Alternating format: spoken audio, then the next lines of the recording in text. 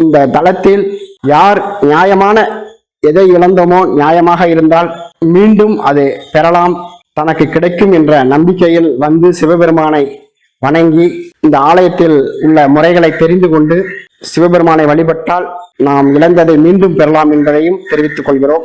இந்த 9 செவ்வாய்க்கிழமை இந்த முருகனுக்கு அர்ச்சனை செய்து பரிகாரம் செய்து கொண்டால் திருமண தடை நீக்கம் நீங்கி அழகான மனைவி, அழகான கணவர், பெண்களுக்கும் ஆண்களுக்கும் திருமண தடைகள் நீங்கி கிடைக்கும் என்பது இந்த ஆலயத்தின் மிக சிறப்பானது ஒன்று.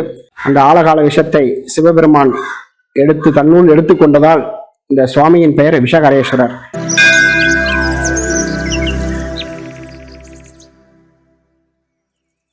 ஓம் கணானாந்த்வா கணபதிகம் ஹவாமஹே கவிம் கவேனாகுமஸ்திரவஸ்தமம் ஜேஷ்டராஜன் பிரம்மணாம் பிரம்மணசான சர்வன்னோதபிகிதசாதனம். ஓம் மகா கணபதே நமஹ. குருப்யோ நமஹ. நம பார்வதீபதயே. ஹரஹர மகாதேவா. எந்நாட்டுடைய சிவனே போற்றி, எந்நாட்டவர்க்கும் இறைவா போற்றி போற்றி.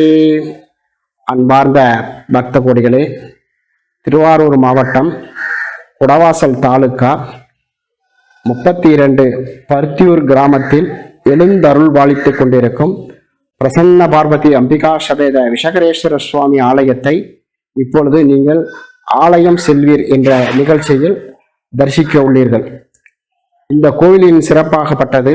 இந்த தலத்தில் யார் நியாயமான எதை இழந்தோமோ நியாயமாக இருந்தால் மீண்டும் அது பெறலாம், தனக்கு கிடைக்கும் என்ற நம்பிக்கையில் வந்து சிவபெருமானை வணங்கி இந்த ஆலயத்தில் உள்ள முறைகளை தெரிந்து கொண்டு சிவபெருமானை வழிபட்டால் நாம் இழந்ததை மீண்டும் பெறலாம் என்பதையும் தெரிவித்துக் கொள்கிறோம். இந்த பூலோகத்தை, பிரபஞ்சத்தை மறுபடியும் உருவாக்கியதனால் அம்பாள் பெயர் பிரசன்ன பார்வதி. பிரசன்னம் என்றால் உருவாக்குவதல். பிரசன்ன பார்வதி அம்பாள் பெயர் பிரசன்ன பார்வதி. ஆகையால் இந்த தலத்தில் இழந்ததை பெறலாம் என்பது ஒரு வரலாறு. தென்முகமாக உள்ள முருகப்பெருமான் இந்த 9 செவ்வாய்க்கிழமை இந்த முருகனுக்கு அர்ச்சனை செய்து பரிகாரம் செய்து கொண்டால் திருமண தடை நீக்கம் நீங்கி அழகான மனைவி, அழகான கணவர், பெண்களுக்கும் ஆண்களுக்கும் திருமண தடைகள் நீங்கி கிடைக்கும் என்பது இந்த ஆலயத்தின் மிக சிறப்பானது ஒன்று.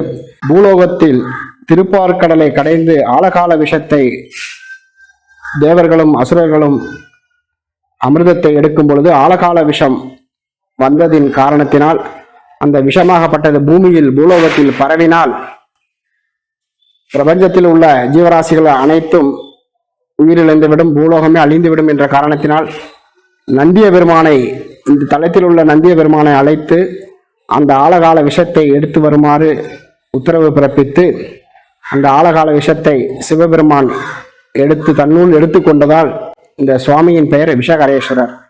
விஷம் ஹர என்றால் தன்னுள் எடுத்துக்கொள்வது. அதனால் இந்த சுவாமியின் பெயர் விஷகரேஸ்வரர், நீலகண்டர் என்றும் சொல்லலாம். அம்பாள் பிரசன்ன பார்வதி.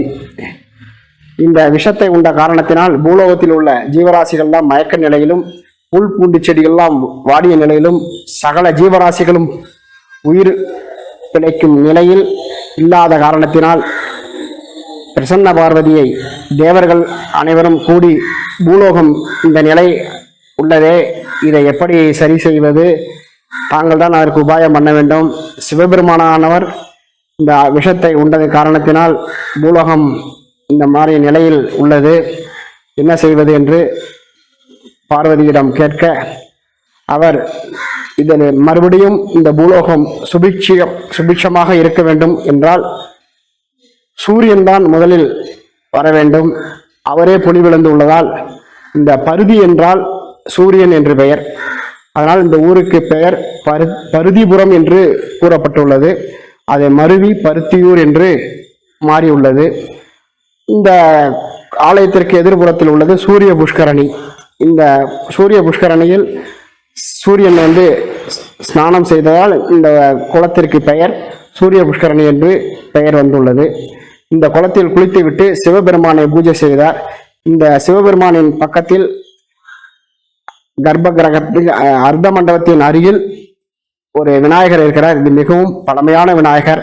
எந்த ஒரு காரியத்தை தொடங்கும் முன் நாம் விநாயகரை வழிபடுவது போல இந்த சூரிய பகவானும் இந்த விநாயகரை வழிபட்டு பின் சிவபெருமானை பூஜை செய்து தன்னுடைய ஒளியை பெற்றதால் இந்த தலத்தில் யார் நியாயமான எதை இழந்தோமோ நியாயமாக இருந்தால் மீண்டும் அது பெறலாம்.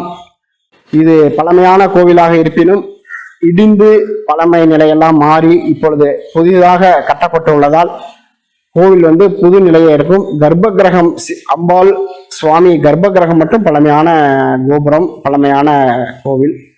ஆனால் மண்டபங்கள் எல்லாம் காலநிலையில் இடிந்து சிதலம் அடைந்த காரணத்தினால் புதுமையாக கட்டப்பட்டுள்ளது. ஆனால் கோவில் 400 ஆண்டுகளுக்கு மேல் பழமையான கோவில். இதுக்கு இதே கிடையாது, 400 ஆண்டுகள்னு நம்ம சொல்றோம். ஆனால் இந்த கோவிலுக்கு ஒரு வரலாறே பழமையானது, வைப்புத்தலம் என்று அனைவரும் கூறிக்கொண்டிருக்கிறார்கள். ஆனால் இது பழமையான கோவில். அப்புறம் இங்க முருகன் தென்முக கடவுளாக வள்ளி தெய்வானையோடு தென்முகமாக காட்சியளிக்கிறார். தெற்கு பக்கம் இருந்தால் அது ஞானஸ்தானம். இந்த ஆலயத்தில் தென்முக கடவுளாக தட்சிணாமூர்த்தி, சண்டிகேஸ்வரர், துர்க்கை அம்மன், கால பைரவர் இது போன்ற நவக்கிரகங்கள் போன்ற சன்னதிகள்லாம் ஆலயத்தில் சிறப்பாக அமைந்து அந்தந்த தெய்வங்களுக்கு மாதம் சிறப்பான பூஜைகள் நடைபெற்று வருகிறது.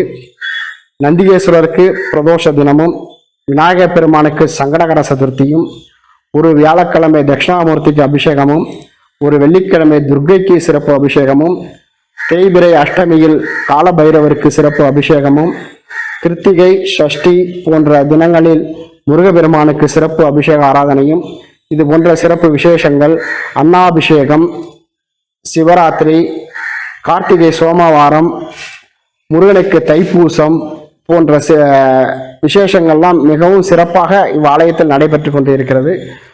இந்த பக்கத்தில் அருகில் ஸ்ரீவாஞ்சியம் என்ற சிறப்பு தலங்கள் அமைந்துள்ளது. ஸ்ரீவாஞ்சியத்தில் இருந்து 8 கிலோமீட்டரில் பருத்தியூர் உள்ளது. குடவாசல் மாடக்கோவில் குடவாசலில் இருந்து 4 கிலோமீட்டர் தொலைவில் இவ்வாலயம் உள்ளது. இப்படி சிறப்புமிக்க ஆலயத்தை தாங்கள் ஒரு வாழ்க்கையில் ஒரு முறை தரிசனம் செய்து பலனை பெறுமாறு ஆலயத்தின் குருக்களாகிய நான் உங்களை விரும்பி கேட்டுக்கொள்கின்றேன். தாங்கள் வந்திருந்து பல நலனை அடையுமாறு அன்போடு கேட்டுக்கொள்கின்றேன். என்னுடைய பெயர் ஞானசுந்தர குருக்கள், ராஜப்பா குருக்கள் என்று கூறுவார்கள்.